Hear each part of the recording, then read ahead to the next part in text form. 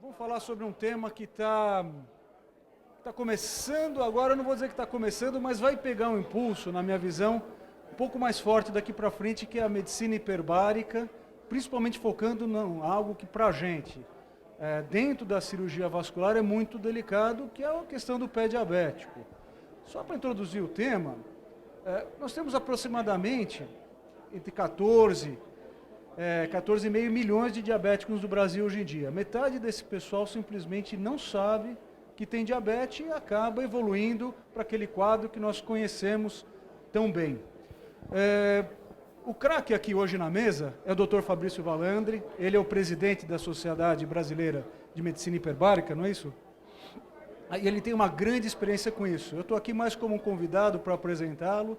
Eu fiz um levantamento muito breve do que nós temos no hospital. Em 2018, eu até fiquei surpreso quando eu comecei a levantar esses dados, nós atendemos em torno de 123, tivemos internados 123 pacientes com pé diabético. Ou seja, aqueles pacientes já com osteomielite, infecção, Wagner 3, 4, 5, casos muito graves. Isso gera um custo para o hospital de aproximadamente 2 milhões e 300 ao longo do ano. Isso é muito para um hospital público, isso é muito para qualquer hospital. A nossa intenção é criar protocolos de pesquisa e protocolos de tratamento para tentar diminuir o tempo de internação e o índice de amputação desses pacientes. O Fabrício ele tem uma grande experiência nisso, ele separou alguns casos clínicos. Eu vou fazer alguns comentários, se permitir, ao longo da apresentação. E, por favor, esteja à vontade para qualquer minuto nos interromper, tirar dúvidas. Isso daqui, encarem isso como realmente um bate-papo. Então, Fabrício, vamos dar uma olhada para ver o potencial que a câmara hiperbárica tem, especificamente num tema que é tão delicado para a gente, que é o pé diabético. Fabrício.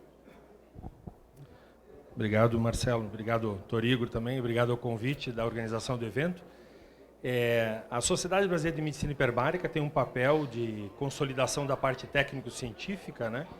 Então, eu vou colocar alguns conceitos um pouquinho antes para vocês e depois já vamos colocar alguns casos clínicos para a gente ver aqui. Nós somos filiados à Andersi, dos Estados Unidos, somos uma entidade filiada e seguimos as normas da Andersi. E nós seguimos o guideline publicado pela Andersi em 2015, onde a gente seleciona quais pacientes com pé diabético que nós vamos tratar de maneira adjuvante com oxigenoterapia hiperbárica. Então, nós utilizamos esse guideline, onde nós utilizamos a escala de Wagner, onde os pacientes com Wagner 3 ou mais do que 3, na classificação de Wagner, que tenham pelo menos 30 dias de tratamento sem sucesso ou que já tenham sido submetidos a drenagem de abscesso, a procedimentos cirúrgicos, amputações menores e etc., já teriam indicação, então, de oxigenoterapia hiperbárica complementar. Não esquecendo que esses pacientes não devem pular etapas de tratamentos clínicos, com endocrinologista, com infectologista, ortopedista, se for necessário. Só reforçando que a oxigenoterapia hiperbárica é um tratamento sistêmico, né? Onde nós temos um aumento do O2 dissolvido no plasma com um aumento de PPO2 tecidual. Esse PPO2 tecidual é que nos vai dar o diferencial no pé diabético. Nós não vamos entrar nas outras ações da oxigenação hiperbárica. Em condições normobáricas, nós temos uma zona normóxica nos tecidos de aproximadamente 64 micras. Numa condição hiperbárica, nós temos uma zona normóxica de 247 micras.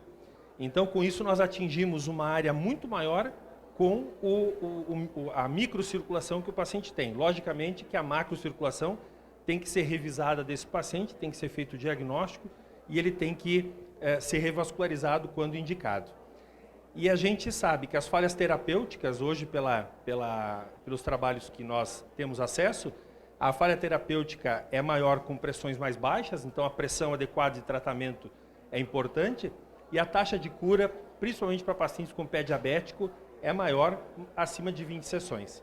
E os trabalhos já mostram hoje a custo-efetividade da oxigenação hiperbárica e a eficácia do tratamento, mostrando que ele é custo-efetivo, mesmo gastando a mais com a utilização da hiperbárica, gasta-se a menos com a internação mais curta e o menor número de procedimentos e de outras situações. Então, eu trouxe alguns casos clínicos para a gente discutir, e aí que o Dr. Igor e o Dr. Marcelo também possam fazer as suas inserções. Isso aqui é um paciente de 46 anos, masculino, diabético, hipertenso, DPOC, que teve uma amputação prévia do 4º e 5º pododáctilo do pé esquerdo e teve uma evolução com necrose da área do antepé lateral e do 3º pododáctilo. Então ele já chega com esse quadro. Quem está acostumado a atender pé diabético sabe da gravidade desse tipo de quadro, e é um paciente com candidato a ter um tratamento prolongado e também um candidato a uma amputação pelo menos de antepé ou às vezes do pé. Esse paciente chegou séptico, foi para a UTI. Antes de fazer qualquer outro tratamento, ele foi compensado clinicamente. Então, esse paciente foi submetido a todos os tratamentos clínicos necessários para compensar.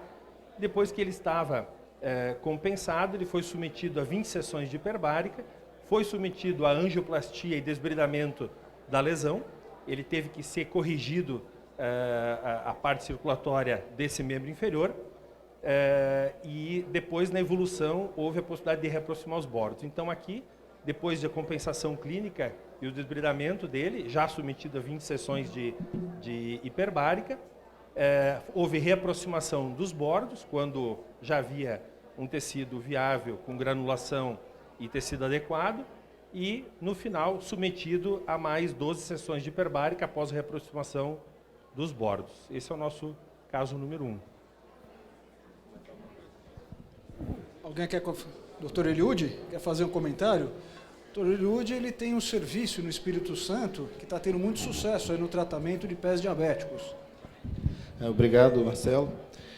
Além disso, aí, estamos participando na coordenação da Comissão Nacional de Atenção Diabética e Pé Diabético.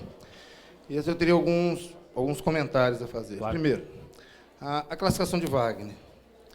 Quando a gente analisa a isquemia crítica, até 1982, diabetes não entrava na classificação, no conceito de isquemia crítica. Isso ela começou a entrar 10 anos após.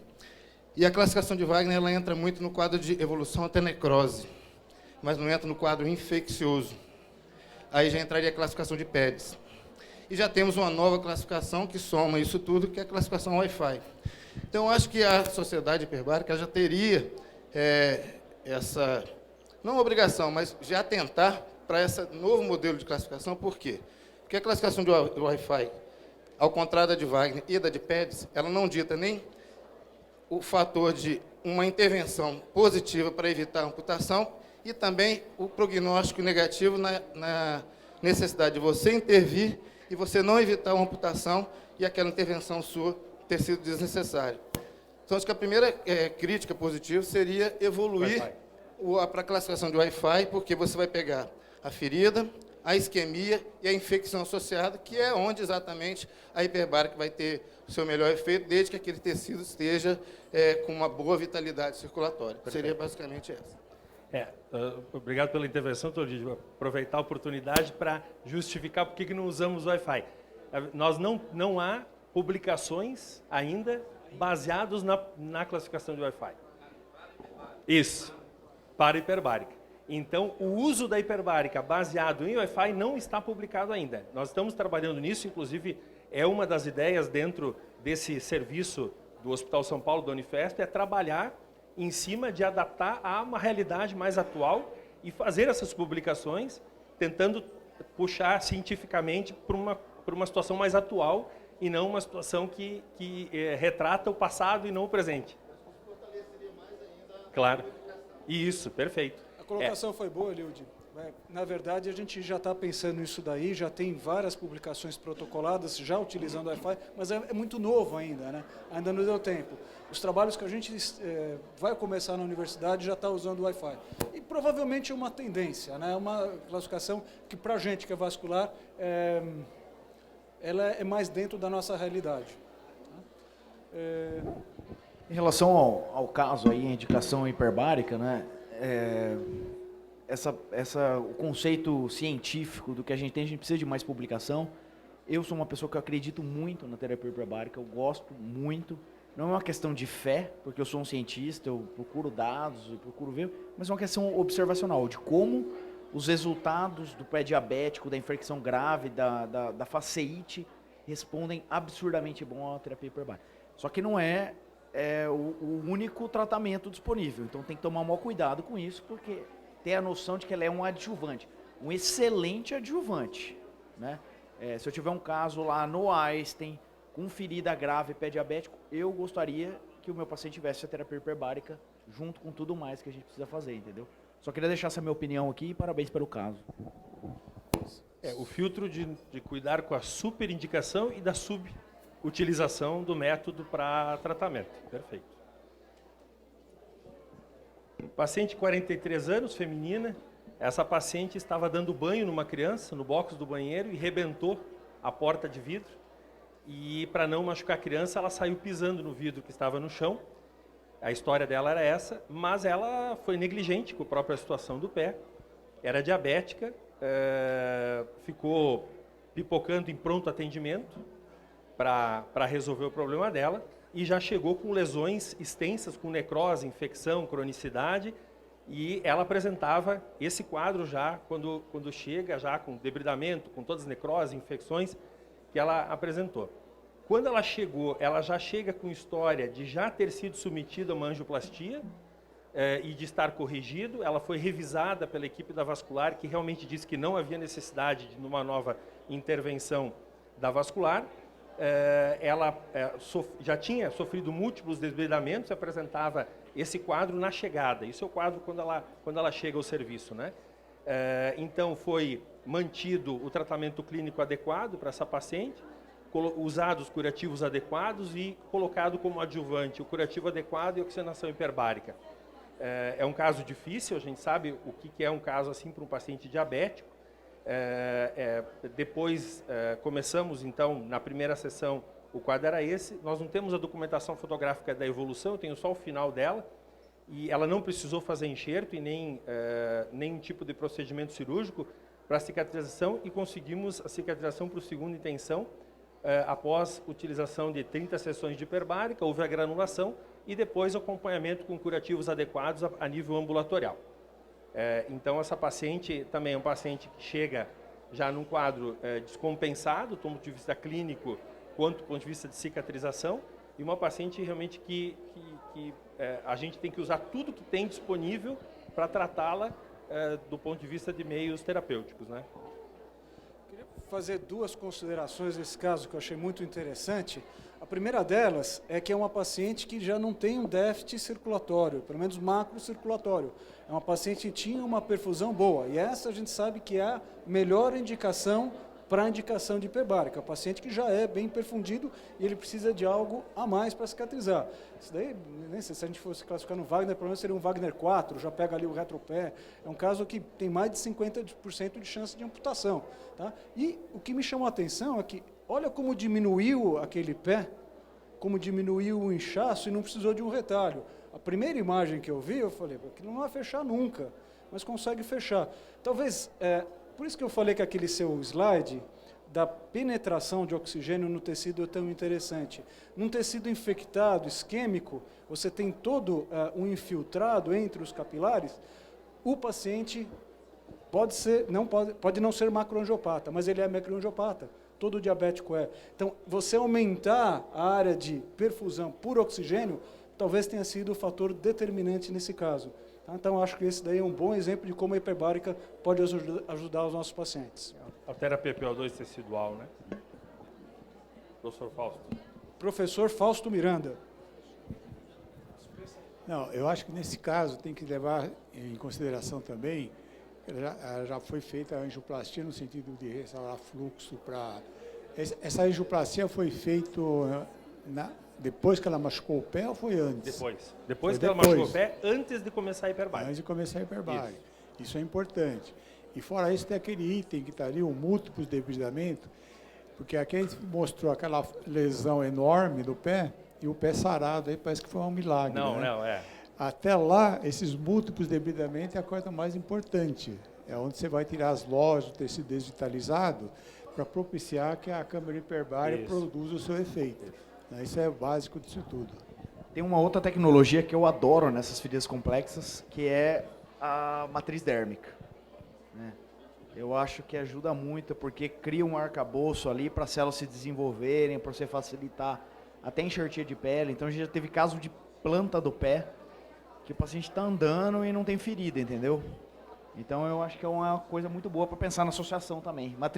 E pressão negativa também, né? Então, na minha estratificação, assim, é revascularização, desbridamento, pressão negativa, hiperbárica, matriz dérmica, cheiro de pele, entendeu?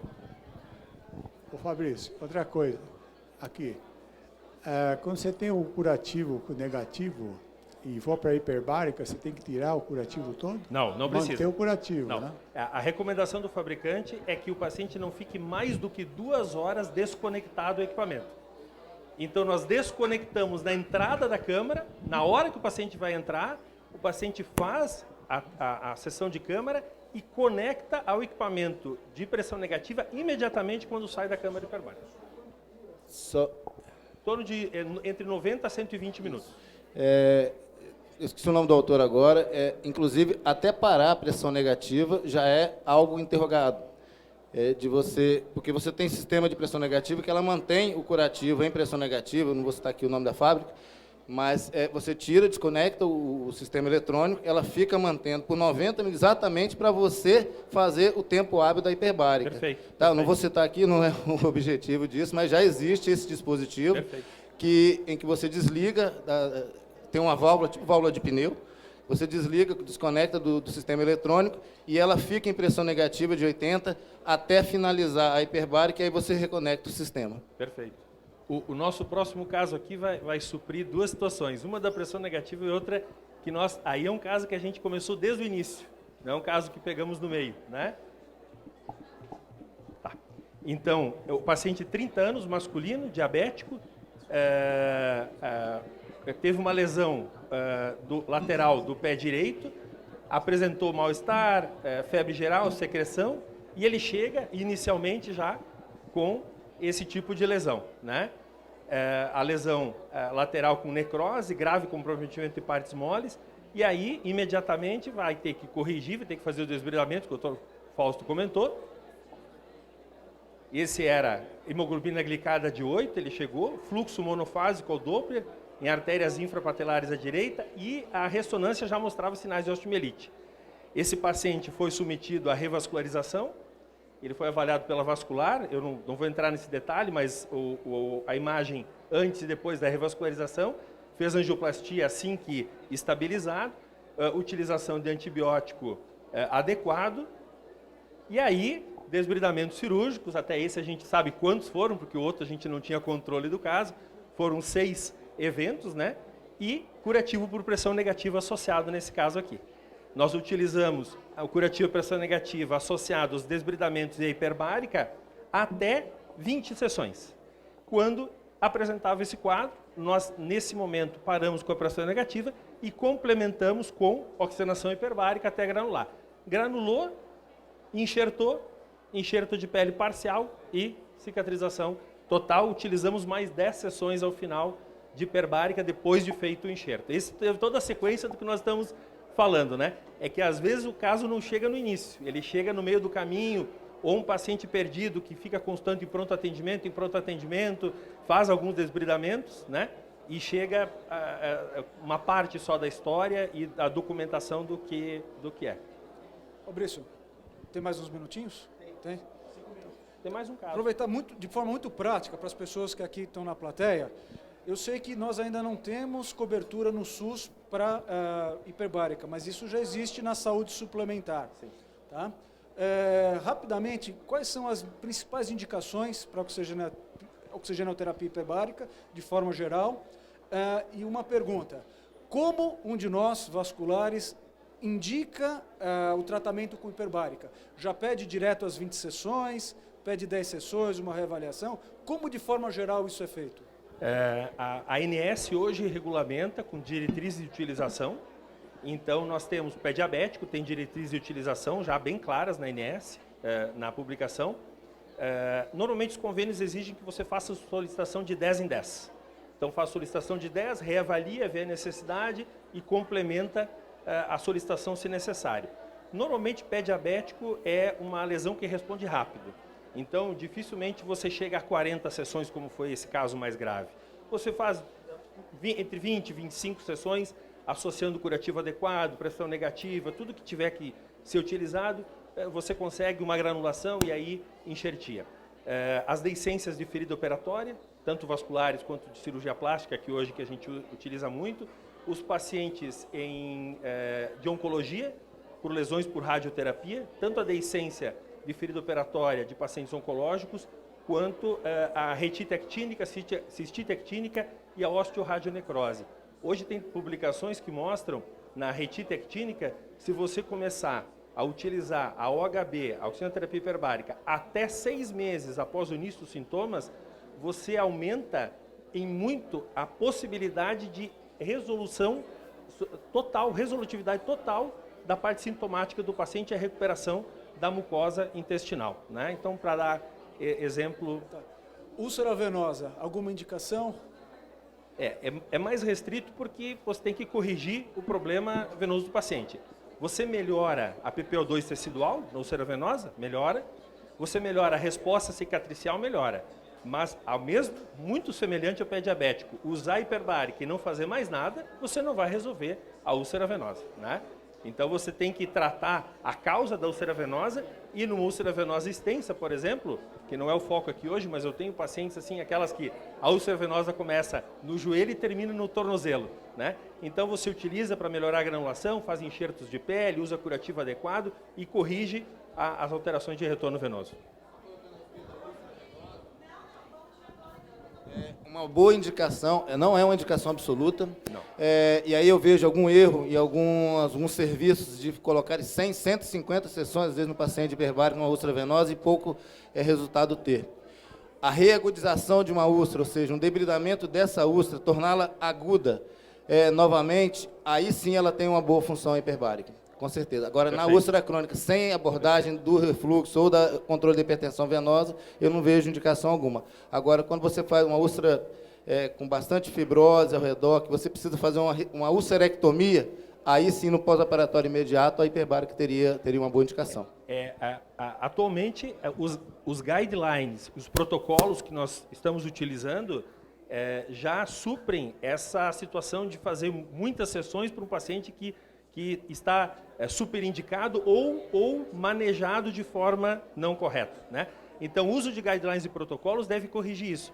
Então, nós temos esse histórico, talvez antigo, de 15, 20 anos, de pessoas que utilizavam sem protocolo, sem guideline, e aí tem esse tipo de histórico. Mas o histórico atual é isso que nós estamos falando aqui.